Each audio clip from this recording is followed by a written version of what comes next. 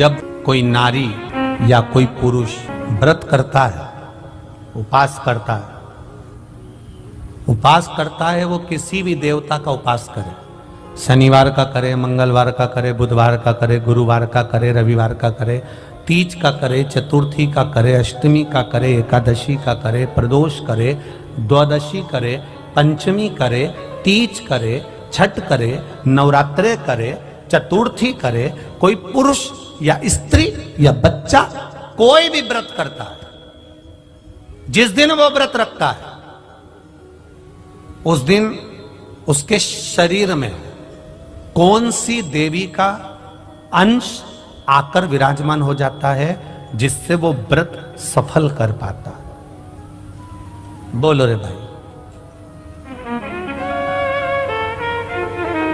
कौन सी देवी का अंश आ जाता है जिससे उसका व्रत, किसी भी व्रत को करे, वो एकादशी करे, द्वादशी करे, प्रदोष करे, सोमवार करे, मंगलवार करे, बुधवार करे, नवरात्रे करे, तीज करे, चतुर्थी करे, छठ करे, प्रदोष करे, दिवाली करे, दशहरा करे, जो व्रत उसको करना है करे, मंगलवार करे, वो कौन सी देवी एक ऐसी होती है, भगवान शंकर की वो कौन सी एक माता, एक देवी ऐसी है जो व्रत करने वाले की तप साधना में साथ देती है और उसकी तप साधना को बढ़ाने का काम करती है। वो केवल एक देवी है, शकंभरी माता। कौन सी माता है? माता शकंभरी, केवल एक है जो व्रत साधना तप आराधना करने वाले के साथ हमेशा साथ देने के लिए उसके हृदय में विराजमान होती है, उसके चित्त वृत्ति में बैठी रहती है। भजन का बल शकंभरी, तप साधन। कितना सुंदर कहा है, जो व्रत करता है ना, हम तो यहां तक कहते हैं कि अगर कोई कथा सुनने बैठा हुआ है, कथा सुन रहा है, आपको जाना है, आपका शरीर का जरा सा अंश भी चलते समय दूसरे के शरीर को नहीं लगना चाहिए। शिव महापुराण में वर्णन आया है पितरों की 3 कन्याओं का, मेना, धन्या, कला, इन तीनों का वर्णन आया है। पितृलोक में ये तीनों आराम से रह रही थी और सनकादि ऋषि बैठकर तप कर रहे थे, कथा की चर्चा कर रहे थे, सत्संग कर रहे थे। पहले मेना निकल कर गई, फिर धन्या निकल कर गई, फिर कला निकल कर गई, एक के पीछे एक तीनों निकल कर गई, तीनों निकल कर गई। इनका शरीर का लहंगा संत सनकादि ऋषि के जंघा पर पड़ गया, क्रोध आ गया, ऐ मेना, धन्या, कला, मैं तुम्हें श्राप देता हूं कि तुम तीनों मृत्यु लोक में एक साधारण सी स्त्री बनोगी।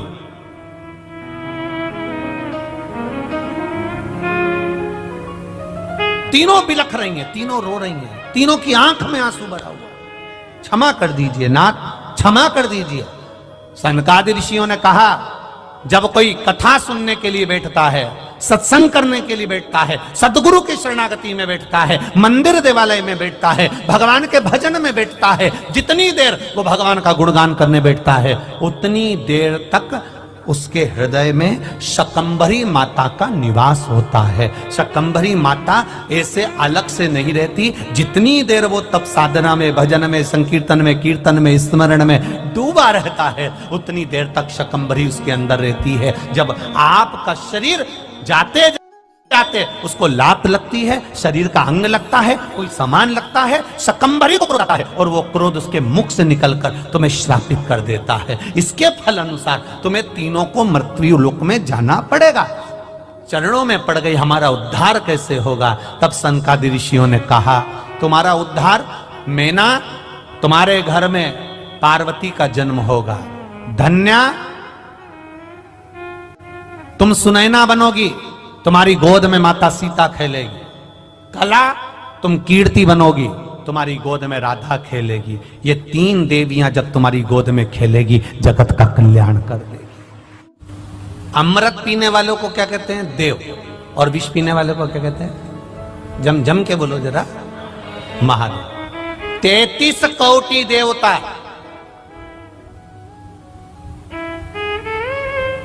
सबसे ज्यादा बात किसकी मानते थे? जम के बोलो, महादेव की। एक सरल भाषा में समझना, पहली बार इस प्रसंग को लेकर आए।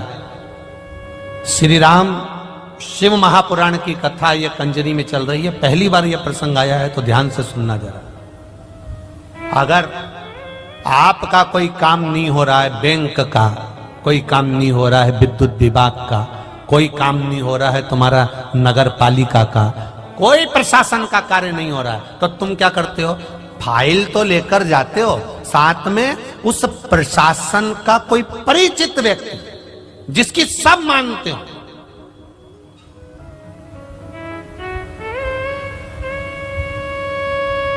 जिसकी सब सुनते हो। विधायक जी, आप हमारे साथ चल चलोगे क्या? हमारा ये कार्य है, आप कर लोगे क्या? महात्मा जी, आप हमारे साथ चल चलोगे क्या? हमारा ये कार्य कर दोगे? मतलब आप उसको लेकर गए हो जिसकी बात कभी ना कटे, कभी ना कटे। आप उसको साथ लेकर जाओ, आप उसको लेकर पहुंचो।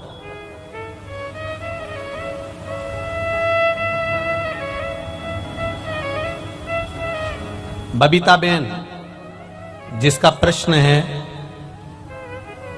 हालोल से, जिन्होंने सीहोर मैसेज करा है, बबीता बेन हालोल वाली, कि हम भगवान के पास में अपना काम करवाना है तो भगवान के पास जाएं तो हम क्या लेकर जाएं? जैसे कोई विधायक को ले जाता है, कोई अध्यक्ष को ले जाता है, कोई किसी को साथ ले जाता है तो प्रशासन का कार्य हो जाता है। हम किसको लेकर जाएं? अरे भाई, हमारे सनातन धर्म में तो पहले से कहा गया है कि मंदिर जाओ तो श्रीफल लेकर जाओ। क्या लेकर जाओ? श्रीफल। श्रीफल किसका प्रतीक है? अरे बोलो तो जम के, श्रीफल किसका प्रतीक है? देव अधिदेव महादेव का। शंकर जी के भी 3 नेत्र हैं, तो श्रीफल में भी आज जाकर श्रीफल की जटा को निकाल कर देखना, उसमें 3 नेत्र मिलेंगे। शिव जी की भी जटा है तो श्रीफल की भी जटा है। शंकर भगवान को कहते हैं कर्पूर गौरम करुणाव तारम। शंकर भगवान का बाहर का स्वरूप देखोगे तो कठोर मिलेगा, भीतर से मेरा महादेव सबके लिए अमृत देकर विष पीने वाला बेटा है, वो सबके लिए निर्मल है। इसलिए श्रीफल भी ऊपर से कठोर, अंदर से नर्म है। उसको कहते हैं महामृत्युंजय, रोग को हरने वाला। तो श्रीफल का पानी, नारियल का पानी भी रोग का हरण करता है, इसलिए उसको कर्पूर गौरम कहा जाता है। शिव के 3 नेत्र हैं, श्रीफल के 3 नेत्र हैं। शंकर की जटा है, श्रीफल की जटा है। क्यों हनुमान मंदिर में, क्यों राम मंदिर में, क्यों शिव मंदिर में, क्यों सारे देवी देवता के मंदिर में, संपूर्ण देवता के मंदिर में, विवाह में, शादी में, उद्यापन में, मंडप में, आदि कादिक, जन्म से लेकर मरता है, मुर्दे को भी लेकर जाते हैं तो शमशान में भी श्रीफल जाता है। उसका कारण केवल इतना सा है क्योंकि वो शंकर है, तुम्हारे जन्म से लेकर मरे तक तुम्हारा पीछा नहीं छोड़ता है, तुम्हारे साथ रहे। किसी गुरु को बुलाना है, श्रीफल दे देते हैं। किसी से काम निकालना है, श्रीफल दे देते हैं। किसी का सम्मान करना है, श्रीफल दे देते हैं। क्यों? क्योंकि शंकर जब उसके हाथ में पहुंचता है, शिव उसके करीब में पहुंचता है। शंकर जब उस मंदिर में पहुंचता है, हम राम जी के मंदिर पहुंचे, हनुमान जी के मंदिर पहुंचे, देवी जी के मंदिर पहुंचे, देवता के मंदिर पहुंचे, हम नारियल ले गए, श्रीफल ले गए। श्रीफल ले जाकर हमने जब दिया तो देवता प्रसन्न हो जाते हैं कि मेरा महादेव आ गया है, इसकी पहचान बहुत ऊपर है, इसकी फाइल निपटाना पड़ेगा। मेरा महादेव आया है, इसकी फाइल निपटाना पड़ेगी। लोग कहते हैं उसने एक श्रीफल दिया, काम नहीं पड़ गया, क्योंकि वो श्रीफल नहीं है, वो मेरा देव अधिदेव महादेव है। उसको पहचान नहीं है लोगों को, बस कह दिया नारियल है, श्रीफल है। शंकर जी के मंदिर जाते हो आप लोग? हाथ उठाओ, कौन कौन जाता है जरा? सब जाते हो? रख लो रख लो रख लो, वापिस रख लो रख लो। शिव जी के मंदिर जाते हो? घर से जल लेकर जाते हो? हाथ उठाओ, कौन कौन ले जाता है? सभी लोग ले जा रहे हो ना? हाँ, बहुत जरूरी है घर से लेकर जाना। क्यों लेकर जाना? क्योंकि घर में 10 तरह के लोग रहते हैं, 10 तरह के विचार होते हैं, 10 तरह की बातें होती है, 10 तरह का क्रम होता है। जब हम घर से 1 लोटा जल देव अधिदेव महादेव को चढ़ाना